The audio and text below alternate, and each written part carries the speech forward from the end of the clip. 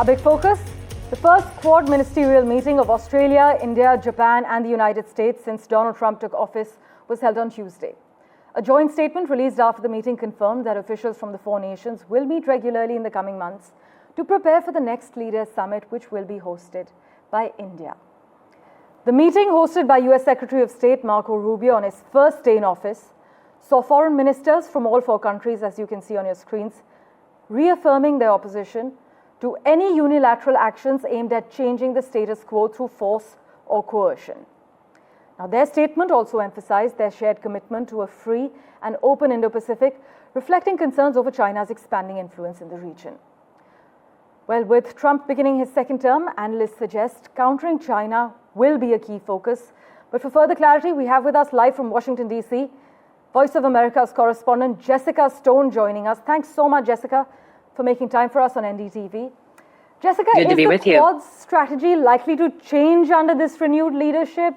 And how do the Quad nations actually fit into Trump's broader foreign policy?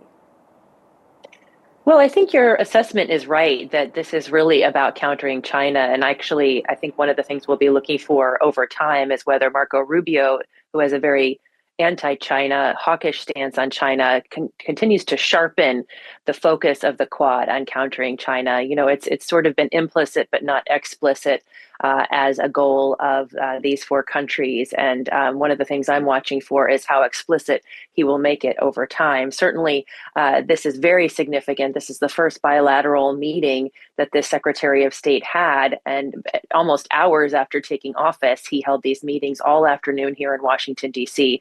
with these three other countries and their foreign ministers. And the discussions were wide-ranging, open, stable, and prosperous Indo-Pacific being the goal of those talks. And we know that deepening cooperation in the commercial sense, the security sense, are all part of that.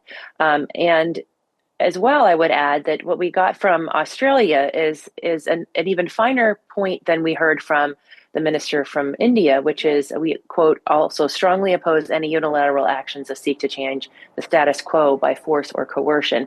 That is a phrase we often see in the statements after these meetings, and it certainly does give us a sense of them talking about China and Taiwan in particular. Jessica, thanks so much for taking us through all the details. Do stay on with us for the next update. But before that, we have with us Glenn Carl, former CIA officer, to also shed light on it from an intelligence perspective. Thank you so much, Glenn Carl, for joining us. Now, from an intelligence perspective, how do you assess the significance of the Quad's growing collaboration in the Indo-Pacific, especially in light of China's expanding presence in the region? Well, as the person just before us said quite accurately, the Quad has always been an amorphous, soft approach, nascent organization, which the Russians and the Chinese have immediately denounced as a nascent NATO in Asia. And the indications are that happily is sort of becoming an accurate characterization. This meeting seems to have come out with statements that went clearly in the direction of a strategic relationship rather than one that restricts itself to coordinating pharmaceutical distribution or supply chain efficiencies. So Rubio is an internationalist in the Republican Party, as opposed to his president. So there will be a clash there probably, but this was an affirmation of the strategic direction that certainly the U.S. and Australia have wanted, and Japan have wanted the Quad to go. And India has, without saying so, grudgingly, slowly, and then increasing enthusiastically going along with. Right. But so, with Trump's second term now underway, how do you anticipate his approach to national security will evolve, if at all, particularly in regard to China and the Quad? Any specific actions might we expect in terms of intelligence operations or policy? Yes, well, I think all of us who watch Trump know that he doesn't really have a lot of beliefs. He has sort of emotional positions, reflexive positions. However, There is one philosophical position that he has been consistent with his whole public life, and that is he is an isolationist. And he is a mercantilist who likes to make bilateral deals. Now, that approach and his hostility to multilateral organizations in general will undermine America's traditional alliances, and that would run against strengthening the Quad. But his hostility to China would go more in the direction that Marco Rubio seems to have started to take things today. Right. I think we can look for clear bilateral deals. He'll say something to Mr. Modi like, well, you can't send we aren't going to take any more of your engineers and scientists unless you buy more military aviation parts or something to that effect. Right. So it will be transactional and not multilateral. Well, transactional is something that Trump has sort of been known for, lending to his first term. But thank you so much, sir, for joining us on NDTV. Really appreciate your time, Glenn Carl. Meanwhile, our External Affairs Minister, Dr. Jaishankar, has highlighted the significance of this meeting taking place within hours of the Trump administration's inauguration, emphasizing its importance in the foreign policies of the member states. As we've been covering, Mr. Rubio's reputation as a staunch China critic precedes him. But what exactly does his appointment mean for India? Here's a report.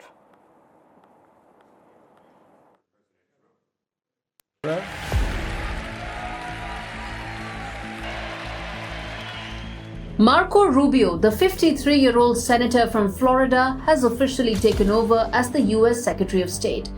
Unanimously confirmed by the Senate, Rubio becomes the first Latino to hold this prestigious position under President Donald Trump's new administration. Rubio's confirmation was historic, not just for its unanimity, but also for the bipartisan support he received. He's been praised for his intelligence and deep understanding of foreign policy. Senator Rubio, I've always been impressed with your view, particularly on a 50,000-foot level, of the kind of problems that we face in our lane and national security lane, foreign relations and intelligence.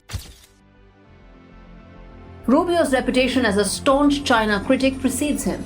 Beijing has sanctioned him twice for his outspoken criticism of their human rights record and policies in Xinjiang and Hong Kong.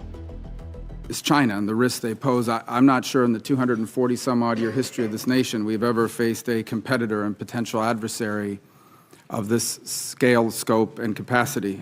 This hawkish stance is likely to shape U.S. diplomacy, particularly in the Indo-Pacific region, as Rubio aims to counter China's growing influence on the world stage.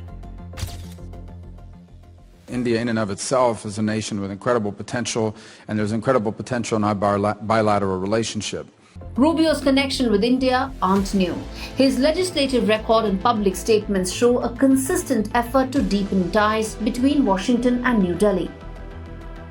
He introduced the US-India Defense Cooperation Act, calling for India to be treated at par with key US allies like Japan, Israel, and NATO members for military collaboration and tech sharing. Rubio has also pushed for cutting US security aid to Pakistan.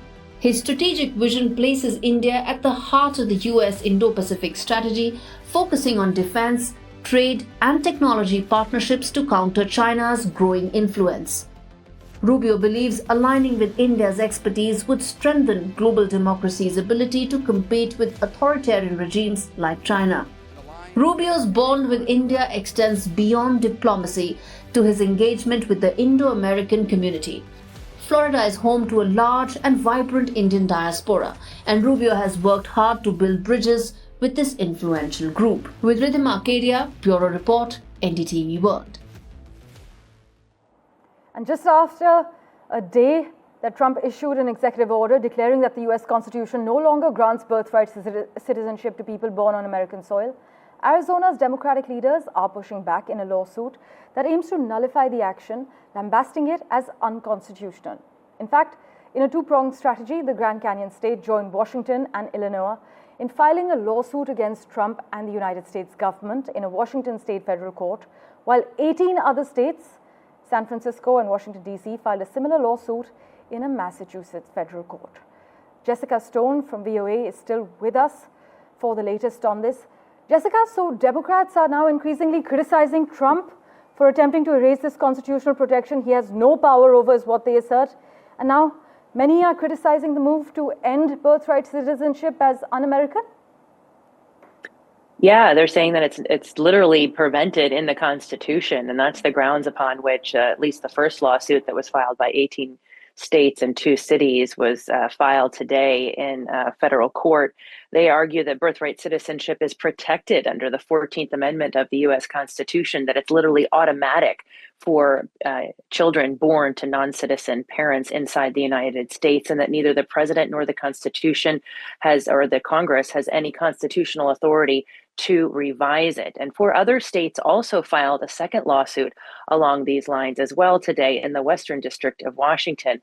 You know, just to give you some insight into the impact of this, California estimates that this would impact 20,000 children would lose their citizenship each year in the state alone if this continues to be the case. It's going to be given 30 days to put into effect, to give the agencies that have to administrate it a way to implement it. That itself represents a challenge to figure out how to do that.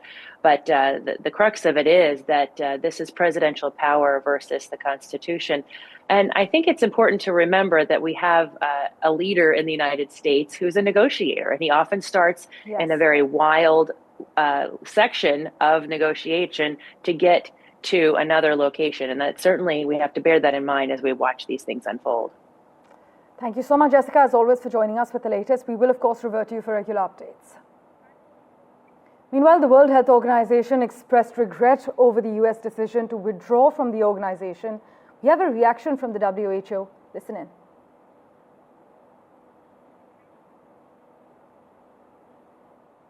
The World Health Organization regrets the announcement that the United States of America intends to withdraw from the organization. We hope the United States will reconsider, and we look forward to engaging in constructive dialogue to maintain the partnership between the United States of America and WHO for the benefit of the health and well-being of millions of people around the globe.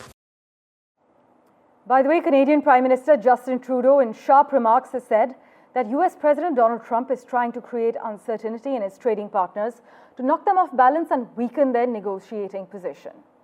Trump sparked volatility in currency markets by signaling that his administration may impose tariffs of up to 25% on Mexico and Canada as early as the 1st of next month. This move appears to contradict an executive order he signed, directing US officials to review trade and border relationships and report back by the 1st of April. But just listen in to what the Canadian Prime Minister had to say. Canada provides many of the necessary inputs that the American economy is going to need in order to grow and boom economically, whether it's energy, whether it's critical minerals, whether it's fertilizer, whether it's uranium. These are things that Canada provides from nearby, affordably, securely, reliably, particularly when alternatives are more of the same things from China or Russia or Venezuela or elsewhere around the world. We are confident that the facts bear out that this is a win-win relationship. Well, in other news, as US President Donald Trump indicated, he may impose fresh sanctions on Russia if President Putin refuses to negotiate a deal to end the war in Ukraine. Let's actually take you through what Putin has been up to.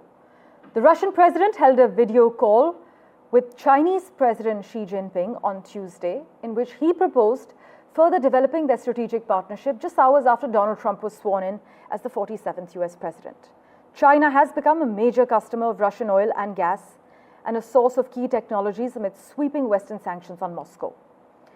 But as you can see, Putin and Xi Jinping, they have actually developed strong personal links that help bring relations between Moscow and Beijing growing even closer after Putin sent troops into Ukraine in 2022.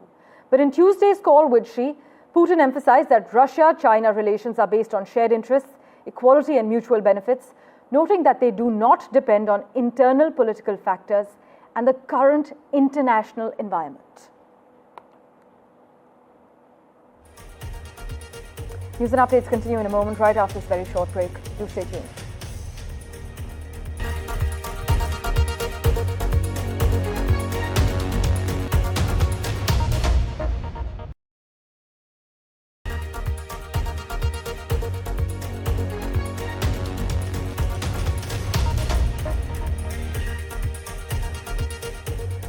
Let's get you the latest from Turkey now.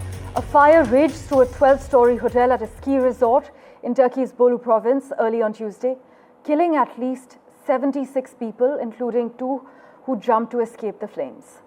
At least 51 people were also injured in the fire at the Grand Cartel Hotel. In fact, eyewitnesses have said that firefighting took an hour to arrive. The fire prompted the government to appoint 6 prosecutors to investigate the incident, but 76 people have lost their lives so far.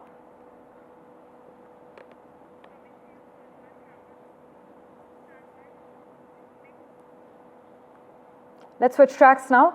Israel's top general has resigned, citing terrible security and intelligence failures related to the deadly 7th of October Hamas-led attack on southern Israel back in 2023.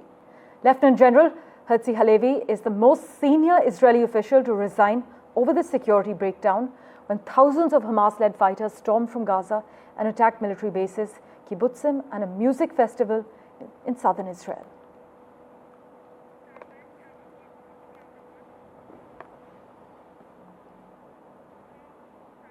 Thank you for investing your time and watching this edition of The World 24/7. As always, we'll keep tracking the latest for you. Do stay tuned.